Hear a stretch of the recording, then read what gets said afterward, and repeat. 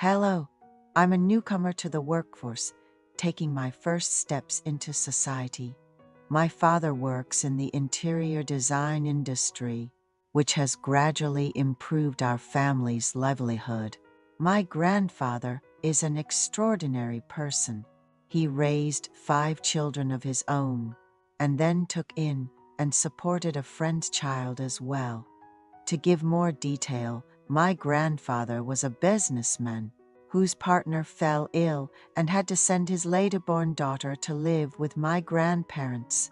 At that time, my grandparents had already married off their 6 children and were enjoying their retirement when they decided to legally adopt the daughter of an acquaintance who was in her late elementary school years.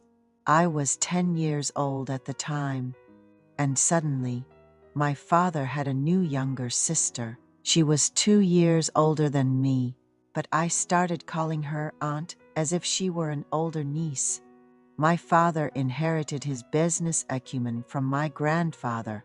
He's adept at selecting new items for the business, conducting thorough research, and leading them to success. I was an only child, but during my senior year of high school, my father's youngest sibling, who I call aunt, transferred to a university near our house. My parents were busy with their business, and my aunt took care of my meals while she was studying. She looked after me, worrying about my health and telling me to take it easy, even researching and buying energy drinks and multivitamins for me. When my parents had to go on a 23-day business trip, it was really convenient to have my aunt take care of my meals as a student preparing for exams. I worked hard in my studies and managed to get into the same university as my aunt. She used to be quite chubby in elementary school, but became unrecognizably slim after a rigorous diet by the time of university admission. Her face became much slimmer. My aunt, who lived with us, showed her gratitude by taking care of my meals. She was very pretty and focused solely on her studies. Despite many guys asking her out, she wasn't interested in anyone and decided to put off dating for later. When I entered university, my aunt treated me almost like a boyfriend. Even though there weren't any guys at school who caught her eye, she would say, "I prefer walking around arm in arm with my handsome nephew over anyone else." And we'd pretend to be a couple as we walked around campus.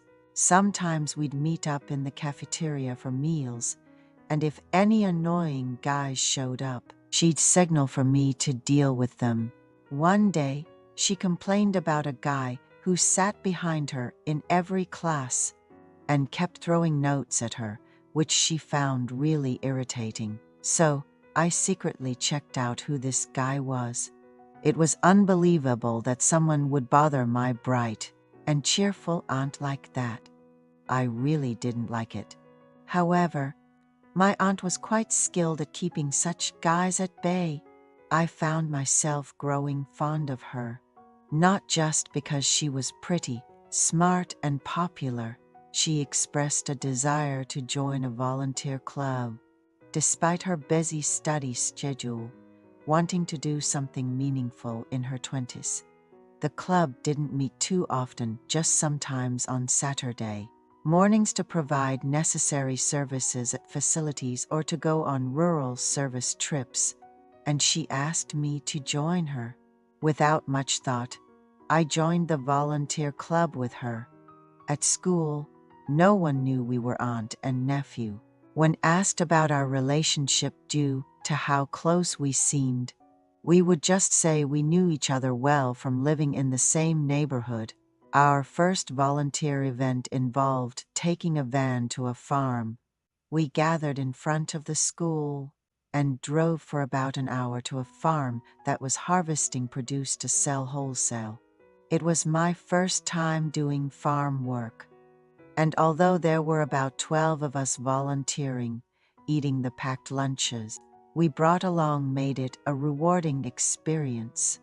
We continued to volunteer once a month, and eventually, it was time for the much-anticipated rural service trip. Having only seen my parents tend to flowers, the concept of planting something with my own hands was completely foreign to me. The club members decided to stay overnight at the village hall, waking up at dawn to work on whatever the villagers asked us to do, and wandering the dark country roads at night. I was startled to see fireflies for the first time. I noticed that one of the members was planning to make a move on my aunt during this trip, so I stuck to her like glue to protect her. On the final day, after enjoying the watermelon and melon kindly prepared by the village head, we all had a drink, perhaps because it was something none of us had done before. Everyone fell asleep early. Throughout that time, my aunt would tell stories, and whenever our eyes met, she'd flash me a light smile, which always stirred a curious feeling inside me. On that night, with everyone else asleep, I entered a small room filled with only our luggage and confessed to my aunt. I told her how happy I was going to school and participating in club activities together. When I asked her how she felt, she admitted that she had been on a few dates with other men, but hadn't found the right one yet. She mentioned how she had grown fond of me since my senior year of high school, as she took care of my meals. And now that I was becoming a mature man, she thought of me often. We spent that night together. It was a first time for both of us, so we were quite awkward. We slept with the window slightly open, and the dawn air was cool. Luckily, our fellow club members slept through the sunrise, unaware. From that day forward, my aunt and I shared a secret and continued to see each other for several years. My aunt eventually met a boyfriend at work and has been dating him for a while. And I have a girlfriend. Last year, my aunt got married and is now planning to start a family. My grandfather gifted his youngest daughter a small studio apartment in the city, advising her to keep it as a retirement fund. My uncle is close to my aunt's ideal type, kind, diligent, and with a great sense of humor. He fits in well with the large family on my aunt's side and even gives me pocket money, saying there's no need for more since he works, but asking me to take good care of my aunt because she and I are close. In truth, my aunt first called me after an argument with her husband. She asked me to come out to a coffee shop, so I rushed over. Becoming a married woman, she was right to settle her feelings. The reason for their argument seemed trivial and forgettable later on. However, I supported her, thinking it would comfort her. After calming her down, I said, "Now you need to live well with my uncle. I'm going to start preparing for my own marriage. Let's only keep good memories from now on." My aunt returned home with a look of regret. A few days later, we gathered for my grandfather's birthday, and my aunt appeared cheerful. I keep an eye on how my first woman, my aunt, is doing.